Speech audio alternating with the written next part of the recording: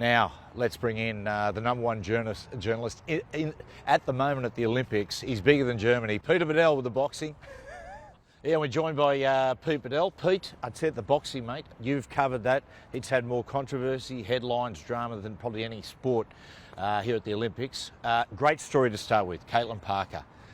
What fantastic today. Unbelievable, Matty. Look, we've had the Golden Girls in the pool, of course, and we've got the Wonder Woman of boxing. And what a story this is for Australia. Caitlyn Parker, the girl from Perth, the Subiaco sensation, our first ever medalist in the boxing ring, female medalist that is. She was outstanding today. She beat the reigning heavyweight champion of the world, Khadija Mahdi from Morocco. She was a dead set a foot taller and I reckon about 10 or 15 kilos heavier.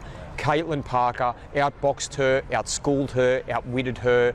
It was a masterclass, and everyone's so proud of her in the Australian boxing team because we've had 6 male medalists in the history of Australian boxing, 100 years of Olympics, but the first female medalist, she was outstanding. I love the story, how she got into boxing.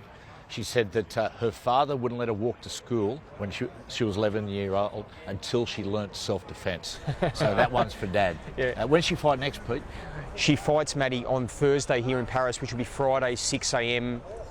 in the morning in Sydney, or Australian Eastern Standard Time. So tune in, viewers. It's going to be outstanding. But, Matt, interesting story with Caitlyn as well. She was given a mentor, a sporting mentor, Adam Gilchrist, the great Australian cricketer. Of course, he's Western Australia boy, played for Perth. He's worked with Caitlyn for the last 5-6 years, been a buddy to her. Yeah, and wow. It's great to see one Australian cricket great passing on some knowledge, passing the baton to Caitlyn Parker. She's now a medalist. What a story. Yeah, that's fantastic. Now, Pete, unfortunately, the big story at the boxing has been the gender debate, continued today.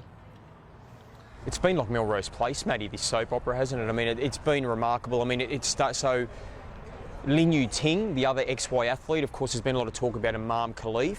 Lin Yu-ting, the Chinese Taipei boxer, she was in the ring today. She had a victory, so she's got a guaranteed bronze, and she will possibly go on to gold now. But after the bout, her Bulgarian opponent refused to speak to the media. She stormed off in disgust, but then she was trailed by her coach, who brought out a sign, 2 signs saying, "I am XX," XX being the female chromosome. "I am XX, I only want to play with women." And it was a pretty damning political statement and basically a sign to the IOC to clear up this mess, because there's a lot of athletes disgusted with this. They're embarrassed by it.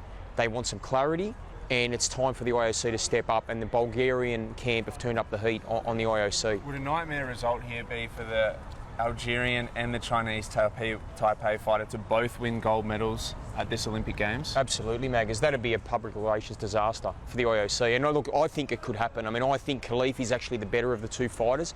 She's the stronger of the fighters. I don't see anyone stopping her. Lin Yu-ting is not as dominant, but a good fighter. But I think they both make the final. But this is not what the IOC wants. They wanted to clean up the games. They kicked out the IBA for that very purpose. They wanted greater governance. They've now created a bigger inferno than they ever imagined. And the IBA, Matt, is now calling a press conference tomorrow to hit back at the IOC. Yeah, wow. Okay, now, Pete, I've got to ask you this. 92 million. 92 million on Twitter.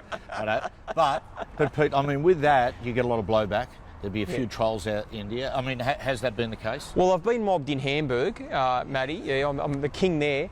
But look, not a lot this time. But I've had death threats on social media. I've had all sorts of threats. But it's par for the course. And I know, Matt, we talk about sports stars who cop it, but journos cop it just as badly. Yeah. But to me, it only exists really if you give it oxygen. I choose not to, but at the end of the day, this has been a very divisive, emotive topic, this gender eligibility debate. I'm prepared to cop the heat. At the end of the day, it's a genuine story, it's a legitimate one, and the show goes on. Missile, if anyone can get through, like, can cop the abuse, is this bloke. I remember I was standing there, it was at Susan launch, and a coach come up, and I'm chatting to Pete, and the coach come up, and I said to the coach, "Oh, do you know Pete?" He said, "Do I know Pete?" Anyway, mate, the expletives, and mate, he's giving you on it triple barrels. They come from everywhere, and I'm thinking, geez, how's Pete going to go? And he went, "Anyway, I hope you're good now, Matty." Well, a player manager once said to me, Teflon Pete. well, a player manager once said to me, you would survive Chernobyl. So there you go. And I'm still here. I'm still the here. cockroaches. That's Yeah. I saw a few rats over there. So. Oh, mate, they're scattering.